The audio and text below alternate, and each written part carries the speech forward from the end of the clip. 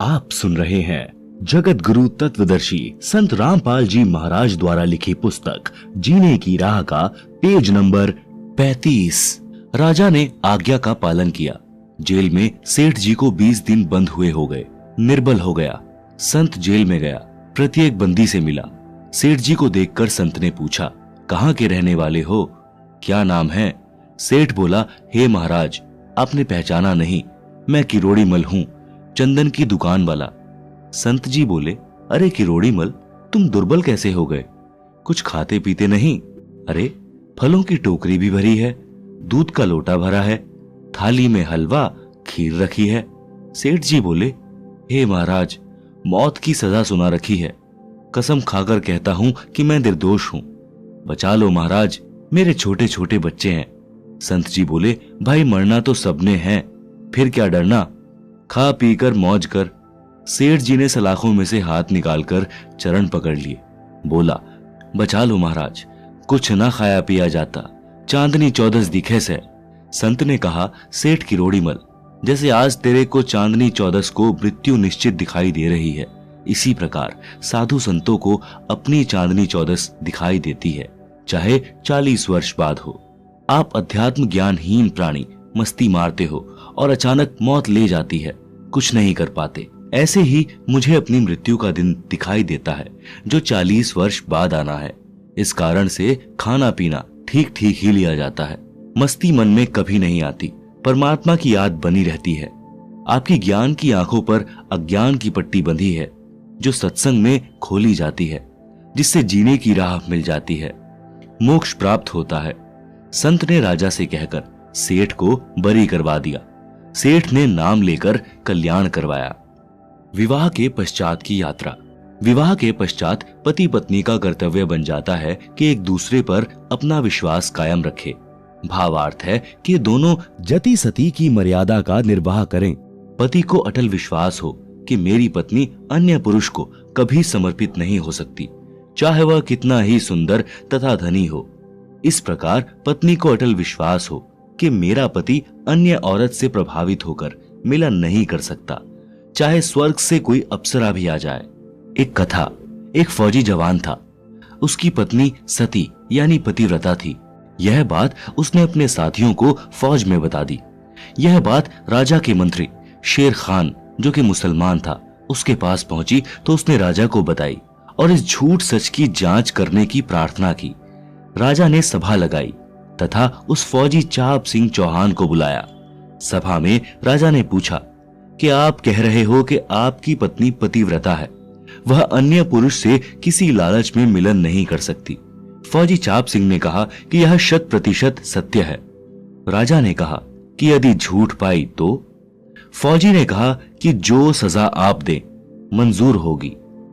आप सुन रहे हैं जगत गुरु तत्वदर्शी संत रामपाल जी महाराज द्वारा लिखी पुस्तक जीने की राह का पेज नंबर 36।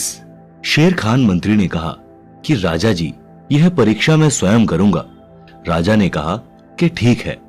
चाप सिंह ने कहा कि मेरे विवाह के समय मिली सुहाग की निशानी, एक पटका यानी कपड़े का परना तथा कटारी यानी बड़ा चाकू मेरी पत्नी नहीं दे सकती।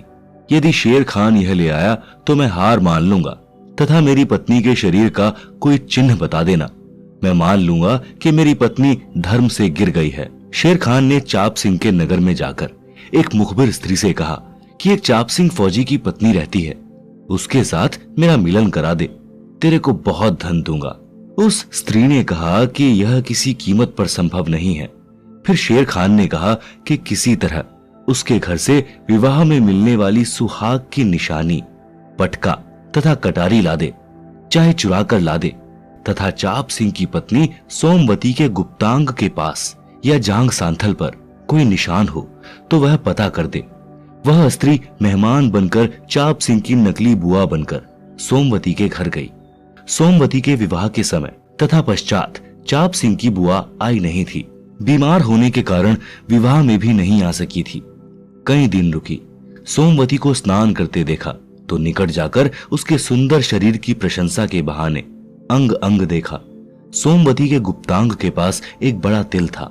यह सब निशानी देखकर मुखबिर, पटका तथा कटारी चुरा कर ले गई और शेर खान मंत्री ने राजा को बताया कि मैं उसके साथ मिलन करके आया हूँ। उसकी जांग में काला तिल है। यह सुहाग की वस्तु पतिव्रता किसी को नहीं देती। मेरे प्रेम में तथा धन के लालच में मेरे को दी है। राजा ने सभा लगाई, चाप सिंह को बुलाया, कहा कि यह पटका तथा कटारी किसकी है। चाप सिंह ने ध्यान से देखा तथा स्वीकारा कि मेरी है। शेर खान ने कहा कि और बताऊं? सुन, तेरी पत्नी की दाई जांग पर गुप्तांग के पास काला तिल है। चाप सिंह ने कहा कि यह सब सत्य है, परंतु मेरी पत्नी अपने धर्म से नहीं गिर सकती। राजा ने कहा कि तू अब भी वही रट लगा रहा है, तू झूठा है। तेरे को आज से 1 महीने बाद फांसी दे दी जाएगी। तेरी जो अंतिम इच्छा हो वह बता। चाप सिंह ने कहा कि मैं अपनी पत्नी से मिलना चाहता हूँ। राजा ने आज्ञा दे दी। चाप सिंह अपनी पत्नी के पास गया, उसको बेवफाई के कारण ऊंच नीच कहा और बताया कि मेरे को उस दिन तेरे कारण फांसी लगेगी। सोमवती ने बताया कि आपकी बुआ का नाम लेकर एक स्त्री आई थी। उसने मेरे अंग का चिन्ह देखा तथा पटका और कटारी चुरा कर ले गई। चाप सिंह ने बताया कि मंत्री शेर खान आया था, उसने यह सब षड्यंत्र रचा है। चाप सिंह वापस लौट गया। फांसी वाले दिन से 1 सप्ताह पहले सोमवती राजा की नगरी में एक नर्तकी यानी नाचने वाली बनकर गई और राजा को नृत्य दिखाने के लिए कहा। राजा ने आज्ञा दे दी। पूरे सभासद उपस्थित थे। मंत्री शेर खान भी उपस्थित था। नर्तकी के नृत्य से राजा अति प्रसन्न हुआ तथा नर्तिका से कहा कि मांगो, क्या मांगती हो? मैं अति प्रसन्न हूँ। नर्तकी ने कहा कि वचनबद्ध हो जाओ, तब मांगूंगी। आप सुन रहे हैं जगत गुरु तत्वदर्शी संत रामपाल जी महाराज द्वारा लिखी पुस्तक जीने की राह का पेज नंबर 37। राजा ने कहा कि राज्य के अतिरिक्त कुछ भी मांग, मैं वचनबद्ध हूँ। नर्तकी ने कहा कि आपकी सभा में मेरा चोर है, मेरे घर से चोरी करके लाया है। शेर खान मंत्री नाम है, उसको फांसी की सजा दी जाए। शेर खान ने राजा से पूछा कि बता शेर खान, कितनी सच्चाई है? शेर खान बोला कि हे परवरदिगार, मैंने तो इस औरत की आज से पहले कभी शक्ल भी नहीं देखी थी। तब सोमवती ने कहा कि यदि आपने मेरी शक्ल भी नहीं देखी थी तो ये पटका और कटारी किसके घर से लाया? मैं उस चाप सिंह की पतिव्रता पत्नी हूँ जिसे तेरी झूठ के कारण फांसी दी जा रही है। चाप सिंह को बुलाया गया। राजा ने चाप सिंह को आधा राज्य सौंप दिया और क्षमा कर दिया तथा शेर खान मंत्री को फांसी की सजा दी गई। धन्य है ऐसी बेटियां जिन पर नाज है भारत को। गरीब दास जी को परमेश्वर कबीर जी ने बताया था कि तुरा न तीखा कूदना, पुरुष नहीं रणधीर, नहीं पद्मनी नगर में या मोटी तकसीर। भावार्थ, कबीर जी ने बताया है कि गरीब दास जिस नगर व देश में तुरा यानी घोड़ा तेज दौड़ने व ऊंचा कूदने वाला नहीं है और नागरिक रणधीर यानी शूरवीर नहीं है, और जिस देश व नगर में पद्मिनी यानी पतिव्रता स्त्री नहीं है, तो यह मोटी तकसीर यानी बहुत बड़ी गलती है यानी कमी है। इस प्रकार का चरित्रवान स्त्री पुरुष दोनों का होना अनिवार्य है। विवाह के पश्चात ससुराल में कुछ लड़कियां सर्व श्रृंगार करती हैं, सज धज कर गलियों से गुजरती हैं, अजीबो गरीब हरकत करती हैं, असहज लगने वाले भड़कीले चमकीले वस्त्र पहनकर बाजार या खेतों में या पानी लेने नल या कुएं पर जाती हैं। उनका उद्देश्य क्या होता है? स्पष्ट है कि अपने पति के अतिरिक्त अन्य पुरुषों को अपनी ओर आकर्षित करना, अपनी सुंदरता तथा वैभव का प्रदर्शन करना, जो एक अच्छी बहू बेटी के लक्षण नहीं है। यदि कहें कि पति को प्रसन्न करने के लिए ऐसा करती है तो वे घर तक ही सीमित रहती तो अच्छा होता, परंतु ऐसे लक्षण मन में दोष के प्रतीक होते हैं। साधारण वस्त्र पहनने चाहिए, चाहे महंगे हों चाहे सस्ते। बहन बेटी बहू की नजर सामने 12 फुट तक रहनी चाहिए। चलते बैठते उठते समय ध्यान रखें कि कोई ऐसी गतिविधि न हो जाए जो किसी के लिए उत्प्रेरक हो। स्त्री का गलत अदा यानी गतिविधि से लफंडर लोगों का हौसला बढ़ता है, वे परेशान करते हैं। महिला का हंस हंस कर बातें करना उत्प्रेरक तथा असभ्य होता है, जो सामाजिक बुराई है। जैसे बहन बेटी बहू यानी युवती अपने परिजनों के साथ रहती है, ऐसा ही आचरण घर के बाहर होना चाहिए। उसकी प्रशंसा सभ्य समाज किया करता है। अन्य युवाओं को उसका उदाहरण बताते हैं। यदि पेट्रोल को चिंगारी नहीं मिलेगी तो वह विस्फोटक नहीं होता। आप सुन रहे हैं जगत गुरु तत्वदर्शी संत रामपाल जी महाराज द्वारा लिखी पुस्तक जीने की राह का पेज नंबर 38। इसके विपरीत उपरोक्त गतिविधि करना समाज में आग लगाना है। यह बात युवतियों तथा युवाओं दोनों पर लागू होती है। जवानी बारूद की तरह होती है। यदि कोई चिंगारी लग जाए तो सर्वनाश हो जाता है। यदि चिंगारी नहीं लगे तो वर्षों सुरक्षित रहती है। प्रत्येक पुरुष चाहता है कि मेरी बेटी, बहन, बहू अच्छे चरित्र वाली हो। गांव नगर में कोई यह न कहे कि उनका खानदान ऐसा वैसा है। जब हम किसी युवती को देखते हैं और मन में दोष उत्पन्न हो तो तुरंत विचार करें कि यदि कोई हमारी बेटी, बहन, बहू के विषय में गलत विचार करे तथा दुष्कर्म के उद्देश्य से कुछ अटपटी गतिविधि यानी व्यंग करके अपने दुष्विचारों को प्रकट करे, गलत संकेत करे, आंखों को चटकाए, मटकाए, टेढ़ी नजर से देखे, यानी ऐसी गलत हरकत करे तो कैसा लगेगा? उत्तर स्पष्ट है कि टांगे तोड़ देंगे। जो निर्बल हैं वो एकांत में बैठकर रोएंगे। उस समय विचार करें कि जैसा दर्द अपने होवे ऐसा जान बिराने, जो अपने सो और के एक है पीड़ पिछाने। कबीर जी कहते हैं, पर नारी को देखिए बहन बेटी के भाव, कह कबीर काम नाश का यही सहज उपाय। समाधान।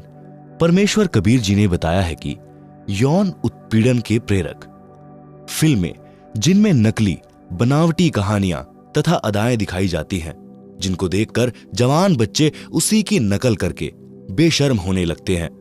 जैसी गतिविधि फिल्म में दिखाई जाती है वैसी गतिविधि न घर में, न गली में, न सभ्य समाज में की जा सकती है। तो उनको देखने का उद्देश्य क्या रह जाता है? कुछ नहीं, केवल बहाना है मनोरंजन। वही मनोरंजन समाज नाश का मूल कारण है। मेरे यानी लेखक के अनुयायी बिल्कुल भी फिल्म नहीं देखते।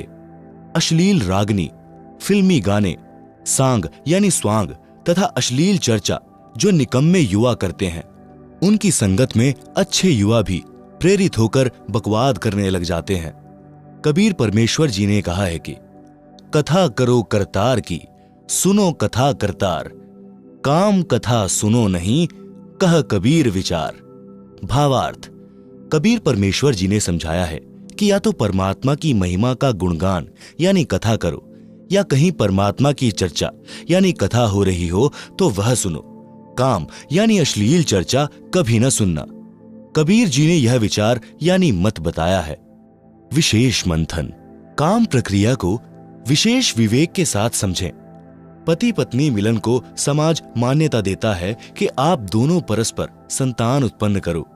सबके माता पिता ने संतानोत्पत्ति की प्रक्रिया की, जिसे संभोग कहते हैं, किया, जिससे अपना तथा अपने भाई बहनों का जन्म हुआ। तो विचार करें कि यह क्रिया कितनी पवित्र तथा अच्छी है, जिससे अपने को अनमोल मानव शरीर मिला है।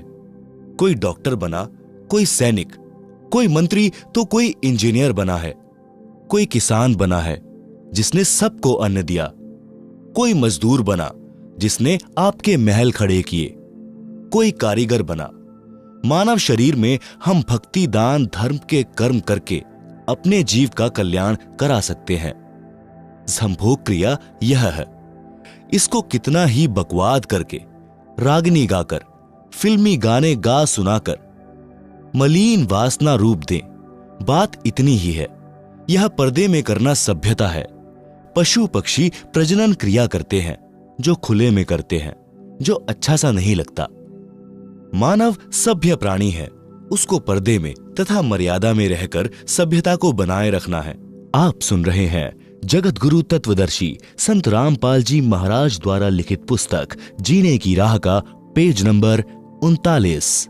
उपरोक्त विचार पढ़कर आप में किसी भी बहन, बेटी, बहू की ओर देखकर अश्लील विचार उत्पन्न नहीं हो सकते। यही क्रिया दादा दादी ने की, जिससे अपने पिताजी का जन्म हुआ। नाना नानी ने की, जिससे माताजी का जन्म हुआ। जिन माता पिता ने अपने को उत्पन्न किया, पाला पोसा, कितने अच्छे हैं अपने माता पिता, जिनकी उत्पत्ति भी काम क्रिया से हुई। तो यह क्या अश्लील है? इसको खानाबदोश लोग अश्लीलता से पेश कर, अश्लील रंग देकर समाज में आग लगाते हैं। देश के संविधान में प्रावधान है कि यदि कोई पुरुष किसी स्त्री से छेड़छाड़ करता है तो उसे 3 वर्ष की सजा दी जाती है। यदि किसी स्त्री से रेप करता है तो 10 वर्ष की सजा होती है। कानून का ज्ञान होने से इंसान बुराई दुराचार से डरता है। कानून का ज्ञान होना आवश्यक भी है। इस तरह के पाप काल ब्रह्म करवाता है। काल कौन है जाने सृष्टि रचना में इसी पुस्तक के पृष्ठ 254 पर। फिल्म नहीं देखनी है। फिल्म बनावटी कहानी होती है जिसे देखते समय हम भूल जाते हैं कि जो इसके पात्र हैं वे रोजी रोटी के लिए धंधा चला रहे हैं। करोड़ों रुपए एक फिल्म में काम करने के लेते हैं। भोले युवक विवेक खोकर उनके फैन यानी प्रशंसक बन जाते हैं। वे अपना धंधा चला रहे हैं। आप मूर्ख बनकर सिनेमा देखने में धन व्यर्थ करते हैं। जिस हीरो हीरोइन के आप फैन बने हैं, आप उनके घर जाकर देखें। वे आपको पानी भी नहीं पिलाएंगे। चाय खाना तो दूर की कौड़ी है। विचार करें कि मैं लड्डू खा रहा हूं और आप देख रहे हो। आप कह रहे हो कि वाह, लड्डू बड़े स्टाइल से खा रहा है। आपको क्या मिला? यही दशा फिल्मी एक्टरों तथा दर्शकों की है। हमने अपनी सोच बदलनी है। जैसे हम अश्लील मूर्तियां देखते हैं तो अश्लीलता उत्पन्न होती है, क्योंकि उस उत्तेजक मूर्ति ने अंदर चिंगारी लगा दी, पेट्रोल सुलगने लगा। ऐसी तस्वीरों को तिलांजलि दे दें। जैसे हम देशभक्तों की जीवनी पढ़ते हैं और मूर्ति देखते हैं तो हमारे अंदर देशभक्ति की प्रेरणा होती है। ऐसी तस्वीर घर में हो तो कोई हानि नहीं। आप सुन रहे हैं जगत गुरु तत्वदर्शी संत रामपाल जी महाराज द्वारा लिखित पुस्तक जीने की राह का पेज नंबर 40। यदि हम साधु संत, फकीरों तथा अच्छे चरित्रवान नागरिकों की जीवनी पढ़ते सुनते हैं तो सर्वदोष शांत होकर हम अच्छे नागरिक बनने का विचार करते हैं। इसलिए हमें संत तथा सत्संग की अति आवश्यकता है। जहां अच्छे विचार बताए जाते हैं, हम अपनी छोटी सी बेटी को स्नान कराते हैं, वस्त्र पहनाते हैं। इस प्रकार सब करते हैं। वही बेटी विवाह के पश्चात ससुराल जाती है। अन्य की बेटी हमारे घर पर बहू बनकर आती है। अब नया क्या हो गया? यह शुद्ध विचार से विचारने की बात है। इस प्रकार विवेक करने से खानाबदोश विचार नष्ट हो जाते हैं। साधु भाव उत्पन्न हो जाता है। समाचार पत्रों में भी इतनी अश्लील तस्वीरें छपती हैं जो युवाओं को असामान्य कर देती हैं। कुछ कच्छे की प्रसिद्धि में लड़कियां केवल अंडरवेयर तथा चोली यानी ब्रेजियर पहनती हैं, जो गलत है। इसी प्रकार पुरुष भी अंडरवेयर यानी कच्छे की प्रसिद्धि के लिए केवल कच्छा पहनकर खड़े दिखाई देते हैं, जो महानीचता का प्रतीक है। इनको बंद किया जाना चाहिए। इसके लिए सभ्य संगठन की आवश्यकता है, जो संवैधानिक तरीके से इस प्रकार की अश्लीलता को बंद कराने के लिए संघर्ष करे तथा मानव को चरित्रवान, दयावान बनाने के लिए अच्छी पुस्तकें उपलब्ध करवाए, सत्संग की व्यवस्था करवाए। अच्छे विचार सुनने वाले बच्चे संयमी होते हैं। देखने में आता है कि जिस बेटी का पति विवाह के कुछ दिन पश्चात फौज में अपनी ड्यूटी पर चला गया, लगभग 8-9 महीने छुट्टी पर नहीं आता। कुछ बेटियों के पति अपने रोजगार के लिए विदेश चले जाते हैं और 3 वर्ष तक भी नहीं लौटते। वे बेटियां संयम से रहती हैं, किसी गैर पुरुष को स्वप्न में भी नहीं देखती। ये उत्तम खानदान की बेटियां हैं। पुरुष भी इतने दिन संयम में रहता है। वे बच्चे ऊंचे घर के हैं, असल खानदान के होते हैं। जो भड़वे होते हैं वे ताक झांक करते रहते हैं। सिर के बालों की नए स्टाइल से कटिंग कराकर, काले पीले चश्मे लगाकर गली गली में कुत्तों की तरह फिरते हैं। वे खानाबदोश होते हैं। वे किसी गलत हरकत को करके बसे बसाए घर को उजाड़ देते हैं, क्योंकि वे किसी बहन बेटी को 19-21 कहेंगे जिससे झगड़ा होगा। लड़ाई का रूप न जाने कहां तक विशाल हो जाए। किसी की मृत्यु भी हो सकती है। उस एक भड़वे ने 2 घरों का नाश कर दिया। इसलिए अपने बच्चों को बचपन से ही सत्संग के वचन सुनाकर विचारवान तथा चरित्रवान बनाना चाहिए। चरित्रवान की कथा। एक शुकदेव ऋषि थे। वे श्री वेदव्यास के पुत्र थे। एक दिन वे दीक्षा लेने के उद्देश्य से राजा जनक जी के पास मिथिला नगरी में गए। राजा जनक ने कहा कि शुकदेव कल सुबह नाम दूंगा। उनके ठहरने की व्यवस्था अलग भवन में कर दी। एक सुंदर युवती को ऋषि जी की सेवा में परीक्षा लेने के उद्देश्य से भेजा। युवती शुकदेव जी के पलंग पर पैरों की ओर बैठ गई। ऋषि जी ने पैर सिकोड़कर और मोड़ लिए। युवती ऋषि जी की ओर निकट हुई तो उठकर खड़े हो गए। कहा कि हे बहन, आप अच्छे घर की बेटी दिखाई देती हो, कृपया कमरे से बाहर जाएं, नहीं तो मैं चला जाता हूं। लड़की चली गई। राजा जनक से बताया कि सुच्चा व्यक्ति है, ऐसे ऐसे हुआ। सुबह राजा जनक जी ने ऋषि शुकदेव जी से पूछा कि आपसे मिलने स्त्री आई थी। आपने उसे अंगीकार न करके अच्छे संयम का प्रदर्शन किया है। आप संयमी व्यक्ति हैं। धन्य हैं आपके माता पिता। आप सुन रहे हैं जगत गुरु तत्वदर्शी संत रामपाल जी महाराज द्वारा लिखित पुस्तक जीने की राह का पेज नंबर 41। कबीर परमेश्वर जी के विचार इनसे भी उच्च तथा श्रेष्ठ हैं। वे कहते हैं कि ऋषि शुकदेव भी आत्मज्ञानी नहीं था, क्योंकि जब युवती शुकदेव के पलंग पर बैठी तो शुकदेव ने उसे स्त्री समझकर अपने शरीर से छूने नहीं दिया और खड़ा होकर बाहर जाने की तैयारी कर दी। इससे स्पष्ट है कि शुकदेव जी को आत्मज्ञान नहीं था। विचार करें कि यदि युवती के स्थान पर युवक बैठ जाता तो शुकदेव जी क्या करते? वे उससे कुशल मंगल पूछते और पलंग छोड़कर खड़े नहीं होते। कहते कि भैया, पलंग एक ही है, आप पलंग पर विश्राम करो, मैं नीचे पृथ्वी पर आसन लगा लेता हूं। यदि युवक सभ्य होता तो कहता कि नहीं ऋषि जी, आप पलंग पर विराजो, मैं पृथ्वी पर विश्राम करूंगा। परंतु युवती होने के कारण ऋषि शुकदेव को काम दोष के कारण भय लगा। कबीर परमेश्वर जी ने बताया है कि स्त्री तथा पुरुष आत्मा के ऊपर दो वस्त्र हैं। जैसे गीता अध्याय 2 श्लोक 22 में कहा कि अर्जुन, जीव शरीर त्याग कर नया शरीर धारण कर लेता है, इसे मृत्यु कहते हैं। यह तो ऐसा है जैसे मनुष्य पुराने वस्त्र त्याग कर नए पहन लेता है। इसलिए आत्म तत्व को जान। उदाहरण, एक गांव में सांग यानी स्वांग मंडली आई। कई दिन सांग क्या, पुराने जमाने में सांग के नाटक में पुरुष ही स्त्री का अभिनय किया करते थे। एक लड़का अपने साथी के साथ पहली बार सांग देखने गया। सांग में एक लड़के को लड़की के वस्त्र पहना रखे थे। छाती भी युवा लड़की की तरह बना रखी थी। प्रथम बार गए लड़के ने अपने साथी यानी जो कई बार सांग देख चुका था उससे कहा कि देख कितनी सुंदर लड़की है। साथी बोला, ये लड़की नहीं लड़का है। परंतु प्रथम बार गया लड़का मानने को तैयार नहीं। उसको अपने मित्र की बातों पर विश्वास नहीं हो रहा था। सांग के समाप्त होने के पश्चात सांगी अपने उस स्थान पर गए जहां ठहरे हुए थे। दोनों लड़के भी उनके साथ वहीं गए। उस लड़के ने, जो लड़की का स्वांग बनाए हुए था, अपने स्त्री वाले वस्त्र उतार कर खूंटी पर टांग दिए। छाती से बनावटी दूधी उतार कर बैग में डाल दी।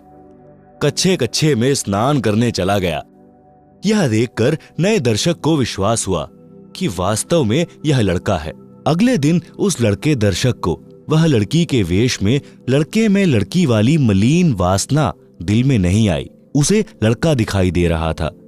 इसी प्रकार यदि शुकदेव ऋषि को अध्यात्म विवेक से आत्मज्ञान होता तो उससे स्त्री नहीं आत्मा रूप में पुरुष समझकर कहता कि आप पलंग पर विराजो, मैं पृथ्वी पर विश्राम करता हूं। साधु, संत, फकीर इस विचारधारा से जीवन जीते हैं, साधना करके मोक्ष प्राप्त करते हैं। आप सुन रहे हैं जगत गुरु तत्वदर्शी संत रामपाल जी महाराज द्वारा लिखित पुस्तक जीने की राह का पेज नंबर 42। संगत का प्रभाव तथा विश्वास प्रभु का। एक गांव में एक व्यक्ति के विवाह को 10-12 वर्ष हो चुके थे। संतान नहीं हुई थी। उसी गांव से बाहर लगभग 2 किलोमीटर की दूरी पर एक आश्रम था। उसमें एक सिद्ध संत रहता था। वह गांव में से भिक्षा मांग कर लाता था। उसको 3-4 या अधिक दिन खाता रहता था। एक दिन वह उस घर से भिक्षा लेने गया जिस व्यक्ति को कोई संतान नहीं थी। स्त्री पुरुष दोनों ने साधु जी से पुत्र प्राप्ति के लिए चरण पकड़कर प्रार्थना की। साधु ने कहा कि एक शर्त पर संतान हो सकती है। स्त्री पुरुष ने पूछा कि बताओ। साधु ने कहा कि प्रथम पुत्र उत्पन्न होगा, 2 वर्ष होने के पश्चात मुझे चढ़ाना होगा, उसे मैं अपना उत्तराधिकारी बनाऊंगा। आपको मंजूर हो तो बताओ। उसके पश्चात लड़की होगी, फिर एक पुत्र होगा। दोनों ने उस शर्त को स्वीकार कर लिया। साधु के आशीर्वाद से 10वें महीने पुत्र हुआ। 2 वर्ष का होने पर साधु को सौंप दिया। उस समय स्त्री फिर गर्भवती थी। उसने कन्या को जन्म दिया।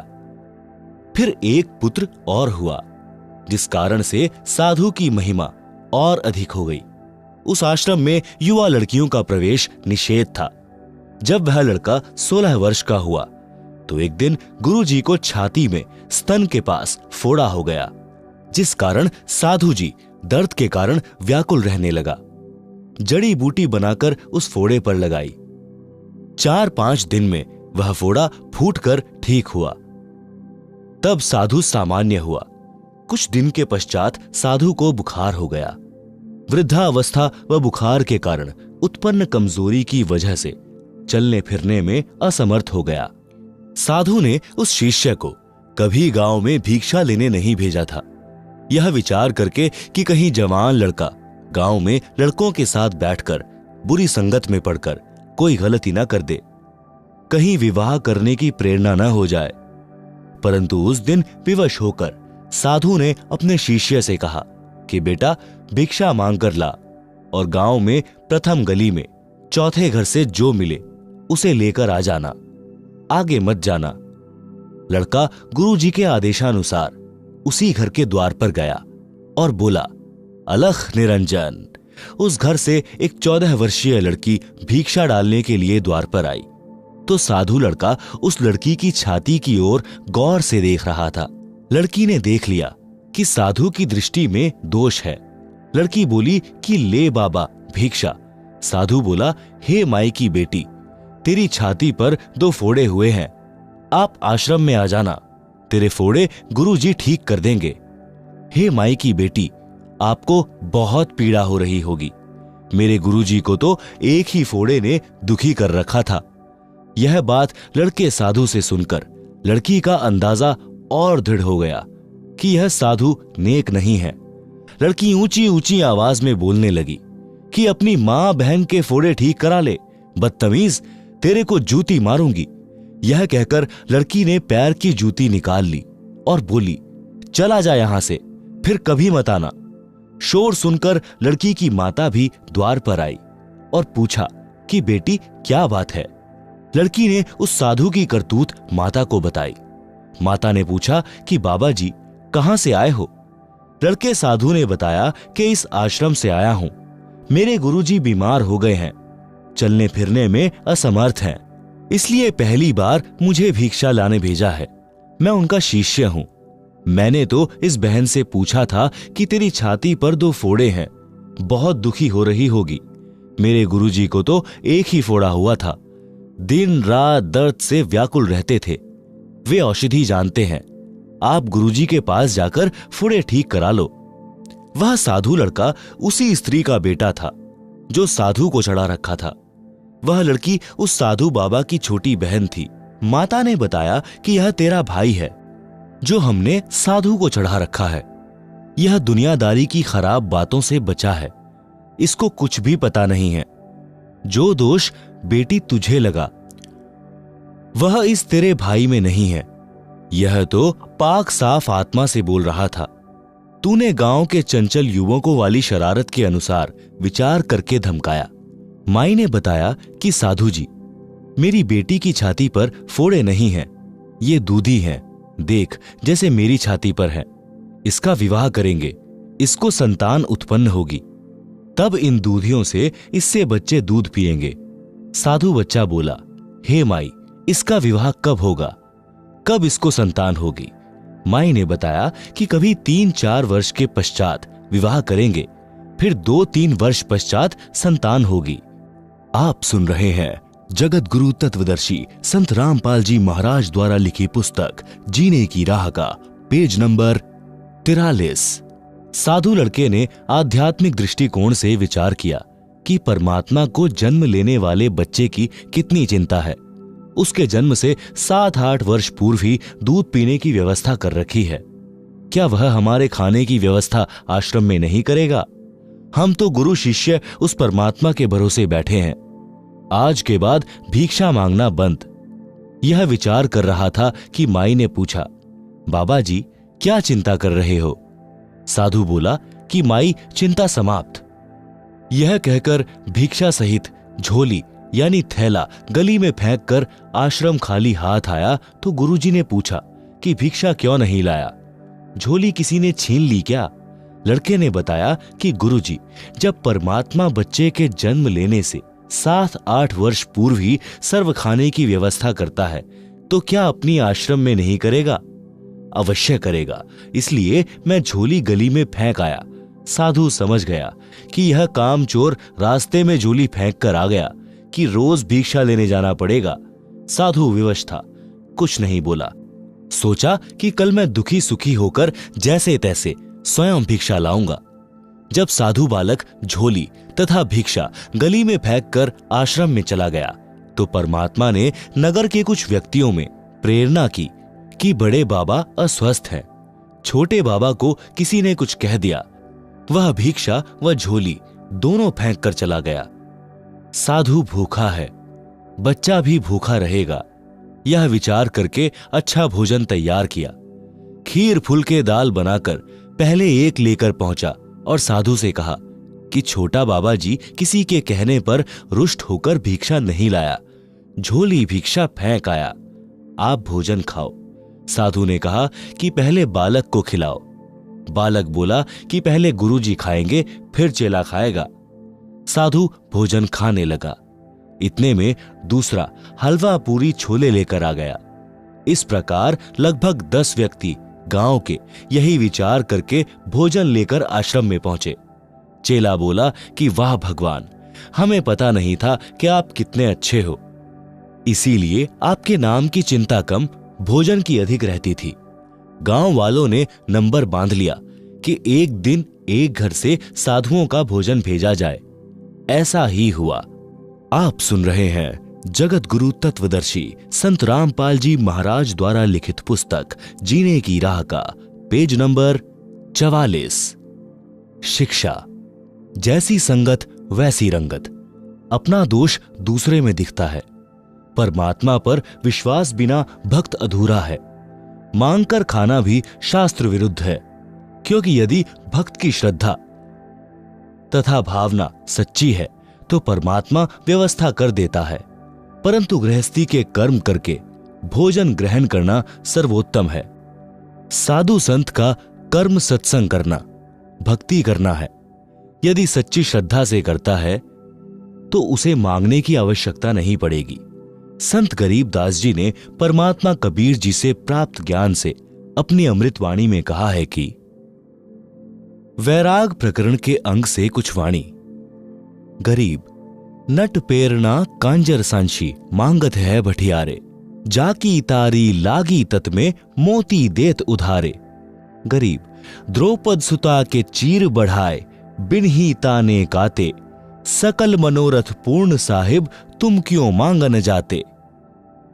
गरीब आपते आवे रत्न बराबर, मांग्या आवे लोहा, लक्षण नहीं जोग के जोगी जा बसिया बन खोहा। गरीब तू का कारण फिरे कूकरा, सतघर फिर आवे, ये तो लक्षण नहीं जोग के क्यों बाणा बिरदल जावे। गरीब जिनको आत्मज्ञान नहीं है वे मांगे रे भाई, चावल चून इकट्ठा करके ब्याज बधावे जाई। गरीब जो मांगे सो भड़वा कहिए, दर दर फिरे अज्ञानी, योगी योग संपूर्ण जिसका जो मांग न पीवे पानी। गरीब कद नारद जमात चलाई, व्यास न टुकड़ा मांग्या। वशिष्ठ विश्वामित्र ज्ञानी, शब्द विहंगम जाग्या। गरीब, कबीर पुरुष के बालद आई, 9 लख बोड़ी लाहा। केशव से बण जारे जिसके, देवै यज्ञ जुलाहा।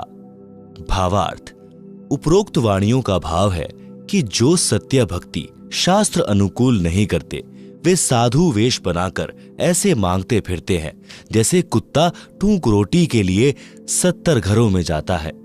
जैसे अन्य जाति वाले नट पेरने, कांजर व सांशी लोग रोटी के लिए भटकते थे। यदि साधु भी ऐसे ही करता है तो उसकी साधना में त्रुटि है। परमेश्वर कबीर जी अपना दैनिक कर्म जुलाहे का करते थे तथा सत्य साधना भी करते थे। वे सत्संग भी करते थे। सत्य भक्ति करने वाले की परमात्मा कैसे सहायता करता है, यह प्रमाण स्वयं कबीर जी ने दिया है। कथा इस प्रकार है। आप सुन रहे हैं जगत गुरु तत्वदर्शी संत रामपाल जी महाराज द्वारा लिखित पुस्तक जीने की राह का पेज नंबर 45। परमेश्वर कबीर जी द्वारा काशी शहर में भोजन भंडारा यानी लंगर यानी धर्म यज्ञ की व्यवस्था करना। शेख तकी सब मुसलमानों का मुखिया अर्थात मुख्य पीर था, जो पहले से ही परमेश्वर कबीर जी से खार खाए था, अर्थात पहले से ही ईर्ष्या करता था। सर्व ब्राह्मणों तथा मुल्ला काजियों व शेख तकी ने मजलिस यानी मीटिंग करके षड्यंत्र के तहत योजना बनाई कि कबीर निर्धन व्यक्ति है, इसके नाम से पत्र भेज दो कि कबीर जी काशी में बहुत बड़े सेठ हैं। उनका पूरा पता है कबीर पुत्र नूर अली अंसारी, जुलाहों वाली कॉलोनी, काशी शहर। कबीर जी 3 दिन का धर्म भोजन भंडारा करेंगे। सर्व साधु संत आमंत्रित हैं। प्रतिदिन प्रत्येक भोजन करने वाले को एक दोहर यानी जो उस समय का सबसे कीमती कंबल के स्थान पर माना जाता था, एक मोहर यानी 10 ग्राम स्वर्ण से बनी गोलाकार की मोहर दक्षिणा देंगे। प्रतिदिन जो जितनी बार भी भोजन करेगा, कबीर उसको उतनी बार ही दोहर तथा मोहर दान करेगा। भोजन में लड्डू, जलेबी, हलवा, खीर, दही बड़े, मालपूड़े, रसगुल्ले आदि आदि सब मिष्ठान खाने को मिलेंगे। सूखा सीधा यानी आटा चावल, दाल आदि सूखे जो बिना पकाए हुए, घी बुरा भी दिया जाएगा। एक पत्र शेख तकी ने अपने नाम तथा दिल्ली के बादशाह सिकंदर लोधी के नाम भी भिजवाया। निश्चित दिन से पहले वाली रात्रि को ही साधु संत भक्त एकत्रित होने लगे। अगले दिन भंडारा होना था। परमेश्वर कबीर जी को संत रविदास जी ने बताया कि आपके नाम के पत्र लेकर लगभग 18 लाख साधु संत व भक्त काशी शहर में आए हैं, भंडारा खाने के लिए आमंत्रित हैं। कबीर जी अब तो अपने को काशी त्याग कर कहीं और जाना पड़ेगा। कबीर जी तो जानी जान थे, फिर भी अभिनय कर रहे थे। बोले, रविदास जी झोपड़ी के अंदर बैठ जा, सांकल लगा ले, अपने आप झक मारकर चले जाएंगे, हम बाहर निकलेंगे ही नहीं। परमेश्वर कबीर जी अपनी राजधानी सत्यलोक में पहुंचे। वहां से 9 लाख बैलों के ऊपर गधों जैसा बोरा यानी थैला रखकर उनमें पका पकाया सर्व सामान भरकर तथा सूखा सामान यानी चावल, आटा, खांड, बुरा, दाल, घी आदि भरकर पृथ्वी पर उतरे। सत्यलोक से ही सेवादार आए। परमेश्वर कबीर जी ने स्वयं बंजारे का रूप बनाया और अपना नाम केशव बताया। दिल्ली के सिकंदर बादशाह तथा उसका धार्मिक पीर शेख तकी भी आया। काशी में भोजन भंडारा चल रहा था। सबको प्रत्येक भोजन के पश्चात एक दोहर तथा एक मोहर यानी 10 ग्राम सोना दक्षिणा दी जा रही थी। कई बेईमान संत तो दिन में 4-4 बार भोजन करके चारों बार दोहर तथा मोहर ले रहे थे। कुछ सूखा सीधा यानी चावल, खांड, घी, दाल, आटा भी ले रहे थे। आप सुन रहे हैं जगत गुरु तत्वदर्शी संत रामपाल जी महाराज द्वारा लिखित पुस्तक जीने की राह का पेज नंबर 46। यह सब देखकर शेख तकी ने तो रोने जैसी शक्ल बना ली। सिकंदर लोदी राजा के साथ उस टेंट में गया जिसमें केशव नाम से स्वयं कबीर जी वेश बदलकर बंजारे यानी उस समय के व्यापारियों को बंजारे कहते थे के रूप में बैठे थे। सिकंदर लोधी राजा ने पूछा, आप कौन हैं? क्या नाम है? आप जी का कबीर जी से क्या संबंध है? केशव रूप में बैठे परमात्मा जी ने कहा कि मेरा नाम केशव है, मैं बंजारा हूं। कबीर जी मेरे पगड़ी बदल मित्र हैं। मेरे पास उनका पत्र गया था कि एक छोटा सा भंडारा यानी भोजन कराने का आयोजन यानी लंगर का आयोजन करना है, कुछ सामान लेते आइएगा। उनके आदेश का पालन करते हुए सेवक हाजिर है, भंडारा चल रहा है। शेख तकी तो कलेजा पकड़कर जमीन पर बैठ गया जब यह सुना कि एक छोटा सा भंडारा करना है जहां पर 18 लाख व्यक्ति भोजन करने आए हैं। प्रत्येक को दोहर तथा मोहर और आटा, दाल, चावल, घी, खांड भी सूखा सीधा रूप में दिए जा रहे हैं। इसको छोटा सा भंडारा कह रहे हैं। परंतु ईर्ष्या की अग्नि में जलता हुआ विश्राम गृह में चला गया जहां पर राजा ठहरा हुआ था। सिकंदर लोधी ने केशव से पूछा, कबीर जी क्यों नहीं आए? केशव ने उत्तर दिया कि उनका गुलाम जो बैठा है उनको तकलीफ उठाने की क्या आवश्यकता, जब इच्छा होगी आ जाएंगे। यह भंडारा तो 3 दिन चलना है। सिकंदर लोधी हाथी पर बैठकर अंगरक्षकों के साथ कबीर जी की झोपड़ी पर गए। हाथी से उतरकर राजा ने दरवाजे पर दस्तक दी, कहा, परवरदिगार दरवाजा खोलो, आपका बच्चा सिकंदर आया है। कबीर परमेश्वर जी ने कहा, हे राजन, कुछ व्यक्ति मेरे पीछे पड़े हैं, प्रतिदिन कोई ना कोई नया षड्यंत्र रचकर परेशान करते हैं। आज झूठा पत्र डालकर लाखों व्यक्ति बुलाए हैं। मैं निर्धन जुलाहा कपड़े बुनकर परिवार पोषण कर रहा हूं। मेरे पास भोजन भंडारा यानी लंगर करवाने तथा दक्षिणा देने के लिए धन नहीं है। मैं रात्रि में परिवार सहित काशी नगर को त्याग कर कहीं दूर स्थान पर चला जाऊंगा। मैं दरवाजा नहीं खोलूंगा। सिकंदर सम्राट बोला, हे कादिर अल्लाह यानी समर्थ परमात्मा, मैंने आपको पहचाना है।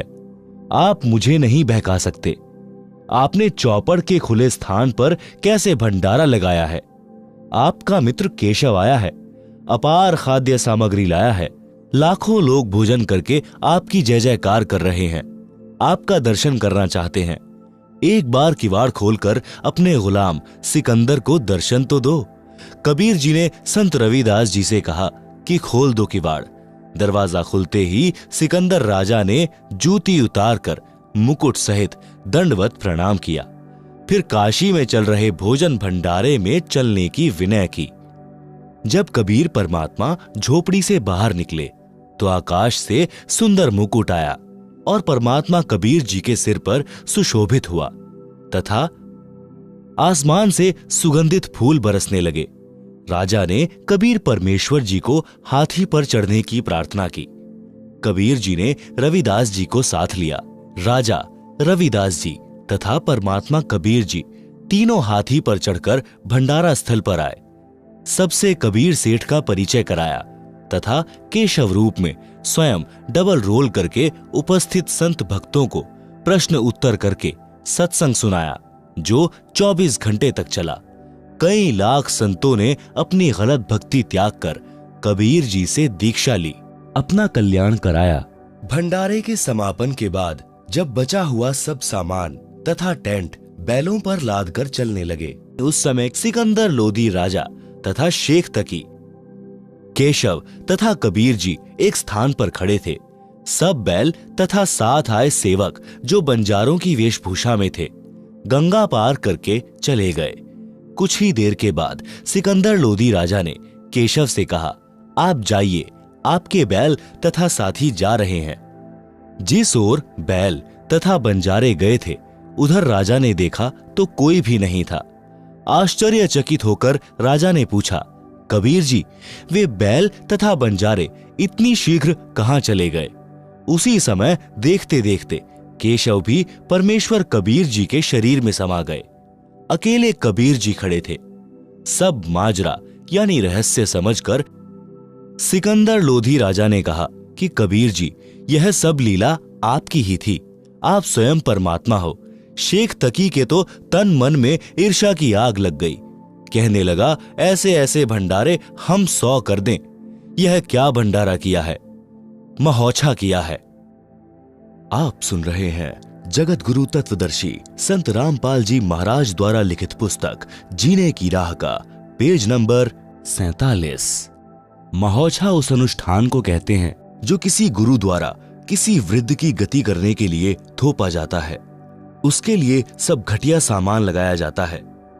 जग जौनार करना उस अनुष्ठान को कहते हैं जो विशेष खुशी के अवसर पर किया जाता है, जिसमें अनुष्ठान करने वाला दिल खोलकर रुपए लगाता है। संत गरीबदास जी ने कहा है कि कोई कहे जग जौनार करी है, कोई कहे महोछा, बड़े बड़ाई किया करें, गाली काढ़े औछा। शब्दार्थ, उस सभोज यानी भोजन भंडारे को देखकर नेक व्यक्ति तो कह रहे थे कि जग जौनार यानी दिल खोलकर धर्म में रुपया खर्च करके धर्म का कार्य किया है, यानी धर्म यज्ञ करके जीवन वार की है, यानी भोजन खिलाया है। जो अहंकारी दुष्ट व्यक्ति थे वे कह रहे थे कि महोछा किया है, यानी मन मार कर कम खर्च करके भंडारा किया है। सारांश, कबीर जी ने भक्तों को उदाहरण दिया है कि यदि आप मेरी तरह सच्चे मन से भक्ति करोगे तथा ईमानदारी से निर्वाह करोगे तो परमात्मा आपकी ऐसे सहायता करता है। भक्त ही वास्तव में सेठ अर्थात धनवंता है।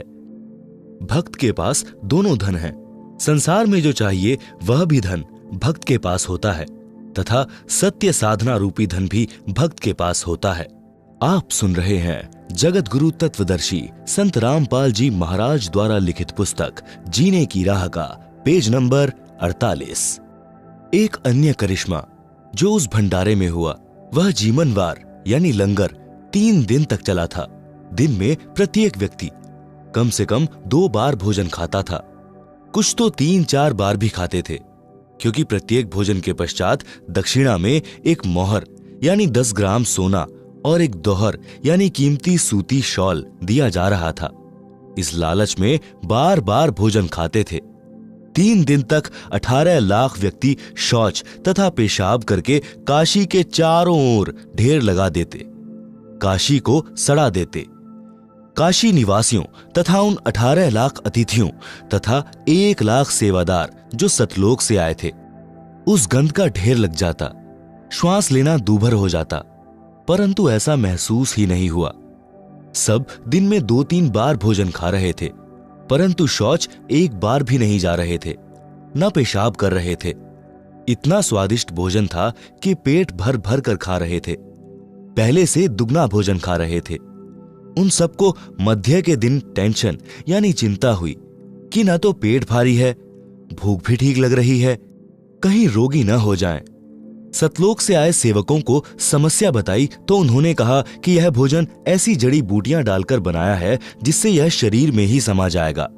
हम तो प्रतिदिन यही भोजन अपने लंगर में बनाते हैं, यही खाते हैं। हम कभी शौच नहीं जाते तथा न पेशाब करते। आप निश्चिंत रहो। फिर भी विचार कर रहे थे कि खाना खाया है, परंतु कुछ तो मल निकलना चाहिए। उनको लैट्रीन जाने का दबाव हुआ। सब शहर से बाहर चल पड़े। टट्टी के लिए एकांत स्थान खोजकर बैठे तो गुदा से वायु निकली। पेट हल्का हो गया तथा वायु से सुगंध निकली जैसे केवड़े का पानी छिड़का हो। यह सब देखकर सबको सेवादारों की बात पर विश्वास हुआ। तब उनका भय समाप्त हुआ, परंतु फिर भी सबकी आंखों पर अज्ञान की पट्टी बंधी थी। परमेश्वर कबीर जी को परमेश्वर नहीं स्वीकारा। पुराणों में भी प्रकरण आता है कि अयोध्या के राजा ऋषभ देव जी राज त्याग कर जंगलों में साधना करते थे। उनका भोजन स्वर्ग से आता था। उनके मल यानी पाखाने से सुगंध निकलती थी। आसपास के क्षेत्र के व्यक्ति इसको देखकर आश्चर्यचकित होते थे। इसी तरह सतलोक का आहार करने से केवल सुगंध निकलती है, मल नहीं। स्वर्ग तो सतलोक की नकल है, जो नकली यानी डुप्लीकेट है। एक प्रश्न, भक्ति करने के लिए घर त्याग कर जाना या घर पर रहकर भक्ति करना, कौन सा श्रेष्ठ है? उत्तर, शास्त्र विधि अनुसार पूर्ण गुरु से दीक्षा लेकर भक्ति मर्यादा का निर्वाह करते हुए आजीवन साधना करने से मोक्ष होगा। यदि घर त्याग कर वन में चले गए तो भोजन के लिए फिर गांव या शहर में गृहस्थी के द्वार पर आना होगा। गर्मी सर्दी बारिश से बचने के लिए कोई कुटी बनानी पड़ेगी, वस्त्र भी मांगने पड़ेंगे। वह फिर घर बन गया, इसलिए घर पर रहो, सत्य साधना करो, मोक्ष निश्चित है। विवाह हो या ना हो, दोनों ही भक्ति करके मोक्ष प्राप्त कर सकते हैं। कई व्यक्ति कहते हैं कि भक्ति ब्रह्मचारी जीवन में ही हो सकती है। इसका भी उत्तर है कि सत्य साधना शास्त्र अनुसार करके दोनों मोक्ष प्राप्त कर सकते हैं। आप सुन रहे हैं जगत गुरु तत्वदर्शी संत रामपाल जी महाराज द्वारा लिखित पुस्तक जीने की राह का पेज नंबर 49। उदाहरण, हम मानते हैं कि भक्त ध्रुव जी तथा भक्त प्रहलाद जी ने मोक्ष प्राप्त किया है। इन दोनों ने विवाह कराया था, बच्चे भी थे। प्रहलाद जी का पुत्र बैलोचन था, पोता राजा बलि था जिसने 100 यज्ञ की थी। भगवान ने 52 रूप धारण करके 3 कदम जमीन दक्षिणा में मांगी थी। जो कहते हैं कि ब्रह्मचारी पुरुष ही मोक्ष के अधिकारी हैं, तो विचार करें कि हिजड़े यानी खुसरे तो सदा ही ब्रह्मचारी हैं, वे तो और अधिक अधिकारी हुए। सत्य साधना करने से हिजड़े, ब्रह्मचारी, गृहस्थी तथा स्त्री सब मोक्ष प्राप्त कर लेते हैं। संत गरीब दास जी ने कबीर जी के ज्ञान को बताया है कि गरीब डेरे डांडे खुश रहो, खुसरे लहे ना मोक्ष। ध्रुव प्रहलाद पार हुए, फिर डेरे यानी घर में क्या दोष। गरीब केले की कोपीन है, फूल पात फल खाई, नर का मुख नहीं देखते, बस्ती निकट नहीं जाई। गरीब वे जंगल के रोज हैं, जो मनुष्यों बिद के जाही, निज दिन फिरो उजाड़ में, यू साई पावे नाही। गरीब गाड़ी बाहो घर रहो, खेती करो खुशहाल, साई सिर पर राखिए, सही भक्त हर लाल। भावार्थ, वाणी संख्या 1 का भाव ऊपर बता दिया है। वाणी संख्या 2-3 का भावार्थ। कुछ व्यक्ति बता रहे थे कि हम संतों की खोज में पहाड़ों जंगलों में गए। एक जगह जंगल में एक साधु रहता था। उसके विषय में वहां के आसपास के गांव वाले बता रहे थे कि वह साधु पर्दे पर केले के पत्ते लंगोट रूप में बांधता है और जंगल में पत्ते फल फूल खाता है। गांव के निकट भी नहीं आता, मनुष्य का तो मुख भी नहीं देखता। देखते ही पूरी गति से भागकर जंगल में चला जाता है। लोग कह रहे थे कि जिसको भी उसके दर्शन हो जाते हैं माला माल हो जाता है।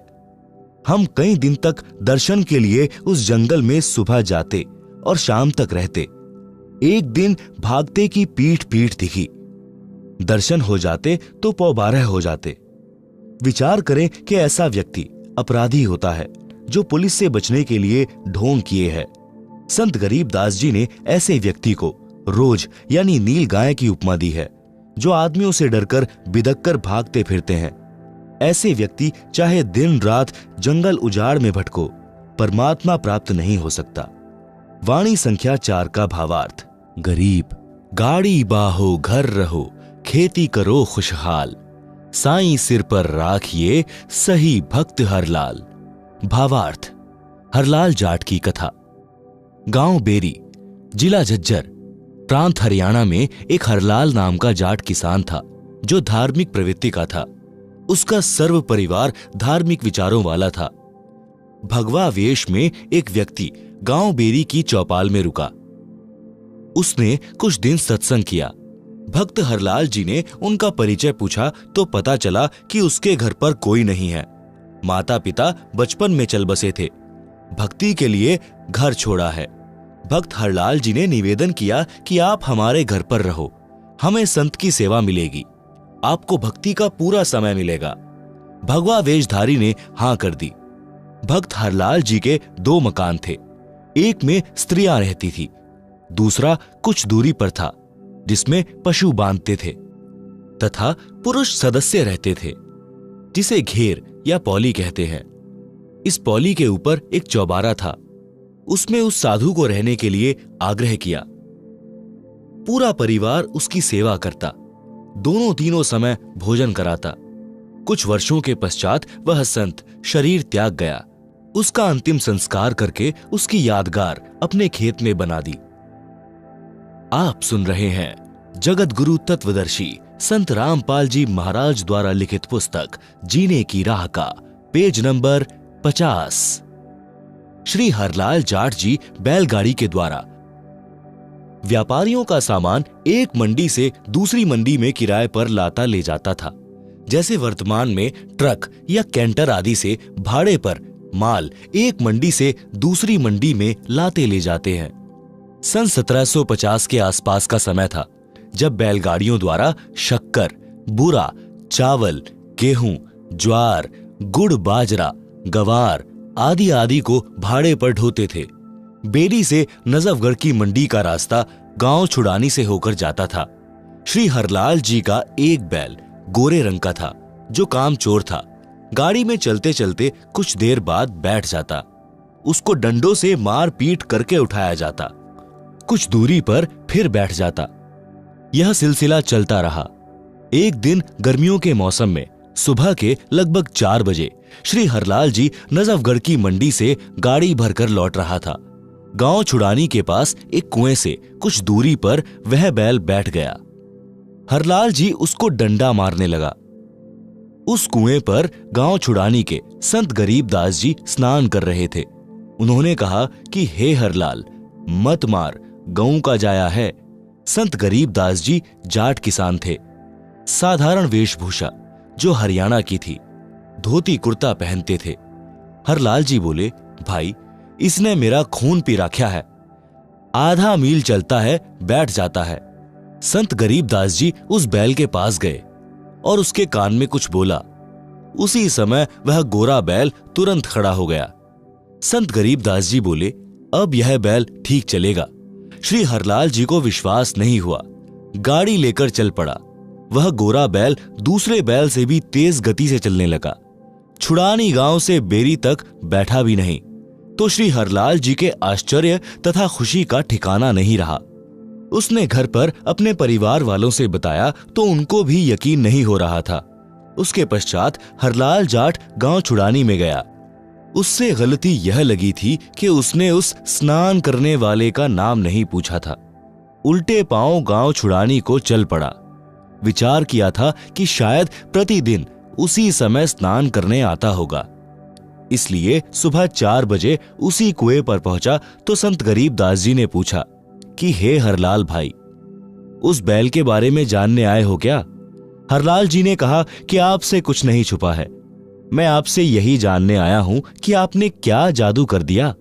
वह बैल तो दूसरे से भी तेज चलता है। संत गरीबदास जी ने पूछा कि यह बता, आपके चौबारे में एक साधु रहता था, उसका क्या हाल है? मैं एक दिन उससे मिलकर आया था। उस दिन आप गाड़ी लेकर कहीं गए हुए थे। हरलाल जी ने बताया कि वह तो 4 वर्ष पहले चोला त्याग गया। उसकी यादगार यानी मेंढी भी बना रखी है।